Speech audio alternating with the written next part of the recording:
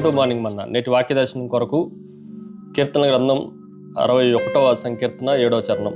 దేవుని సన్నిధిని అతడు నిరంతరము నివసించునుగాక, అతన్ని కాపాడుటికై కృపాసత్యమును నియమించుము. మరొకసారి కీర్తనకారుడు రాసిన ఈ మాటల్లో నుండి 4 ప్రాముఖ్యమైన సత్యాలు మనం గ్రహించాలి. Number 1, it is a throne, సింహాసనము. దేవుని సన్నిధిని అన్న మాట మనం జాగ్రత్తగా ఆలోచన చేస్తే దేవుని సన్నిధి సింహాసనంతో పోల్చబడతా వచ్చింది. ఉదాహరణకి ఒక కాంక్రీట్గా ఉండే రాయి మీద కట్టబడిన ఒక రాజ సింహాసనాన్ని మనం ఊహించుకుంటే ఎన్ని ఒత్తిళ్ళు వచ్చినా, ఎన్ని తుఫాన్లు వచ్చినా, ఎన్ని భూకంపాలు వచ్చినా అది చెక్కు చెదరకుండా ఎలాగైతే ఉంటుందో, మనకి భౌతిక సంబంధమైన మన జీవితాలకి దేవుని సన్నిధి చెక్కు చెదరని సింహాసనము అన్న సత్యాన్ని మనం గ్రహించాలి. దేవుని సన్నిధిలోనే మనకు భద్రత ఉంది అన్న విషయాలు కూడా మనం జ్ఞాపకం ఉంచుకోవాలి. రెండో విషయాన్ని మీకు జ్ఞాపకం చేస్తాను. ఇట్ ఈజ్ ఏ టైం, సమయము.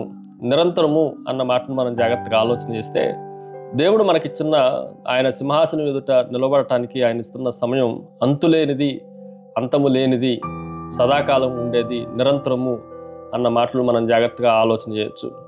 ఒక జ్వాల నిరంతరము వెలుగుతున్నట్లుగా ఊహించుకుంటే ఆరిపోని జ్వాలగా దేవుడు తన సన్నిధి జ్వాలని మనకు అనుగ్రహించేవాడు. దాని ఎదుట, ఆ కృపా సింహాసనం ఎదుట నిరంతరము నివసించడానికి అభాగ్యులైన మనకు దేవుడు అవకాశాన్ని అనేక పర్యాయాలు తన కృపను వెల్లడి చేస్తున్నాడు అన్న సత్యాన్ని కూడా మనం గ్రహించాలి. మూడో విషయాన్ని మీకు జ్ఞాపకం చేస్తాను. ఇట్ ఈజ్ ఏ ట్రస్ట్, నమ్మకము. ఈ మాటను కూడా దేవుని వాక్యం నుండి ఆలోచన చేస్తే అతన్ని కాపాడుటికై కృపా సత్యములను నియమించుము అన్న మాట మనకు కనిపిస్తూ ఉంది. దేవుడు తన వాక్యము ద్వారా ఎవరైతే విశ్వసించారో, నమ్మకాన్ని పెట్టుకున్నారో, దేవుని యందు, దేవుని వాక్యము వాగ్దానాల యందు ఎవరైతే ట్రస్ట్ ఉంచుతున్నారో, కృపా సత్యాలని ఆయన నియమిస్తూ ఉన్నాడు. ఎందుకు అని మనం ఆలోచన చేస్తే వారిని కాపాడటానికి, తన సన్నిధిలో నిరంతరము నిలిచే భాగ్యాన్ని ఎవరైతే పొందుకుంటారో వారిని కాపాడటానికి, కృపకి సత్యానికి దేవుడే నియామక పత్రాలు ఇచ్చి మన కొరకు నియమిస్తున్నాడు. అవి రెండూ కలిసి మనల్ని కాపాడటానికై భద్రత వలయాలుగా ఉన్నాయి అన్న సత్యాన్ని మనం జాగ్రత్తగా ఆలోచన చేయొచ్చు. కృపా సత్యములు అన్న మాట ఎప్పుడన్నా మనకు కనిపించిందంటే అది యేసుక్రీస్తు ప్రభుకి సాదృశ్యంగా ఉంది. మనల్ని కాపాడటం యేసుక్రీస్తు చేతుల్లోనికి తీసుకున్నాడు అన్న సత్యాన్ని కూడా మనం జాగ్రత్తగా గ్రహించి ఆనందించాలి. చివరగా ఇట్ ఈజ్ ఎ ట్రూత్, సత్యము. ఈ మాటను కూడా మనం జాగ్రత్తగా ఆలోచన చేస్తే దేవుని వాగ్దానాలు, దేవుడు మనకు అనుగ్రహిస్తూ వచ్చిన ప్రత్యక్షతలు, దేవుని వాక్యం అంతా నిత్యము సత్యమే.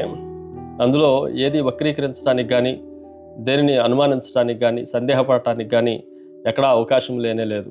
కాబట్టి దేవుని వాక్యం పైన, వాక్య సత్యం పైన మనము ఎప్పుడు నిలిచిన వారంగా ఉంటే, ఎట్టి పరిస్థితుల్లో మనము కృంగిపోకుండా దేవుని వాక్యం కొరకు, వాక్యములో ఉన్న వాగ్దానాల కొరకు ఇది సత్యము అని విశ్వసించి నమ్మగలిగితే మన జీవితాలు భద్రతలోనూ, దేవుడిచ్చే సన్నిధిలోనూ నిరంతరం ఉండటానికి అవకాశాన్ని కలగజేస్తూ ఉన్నాయి.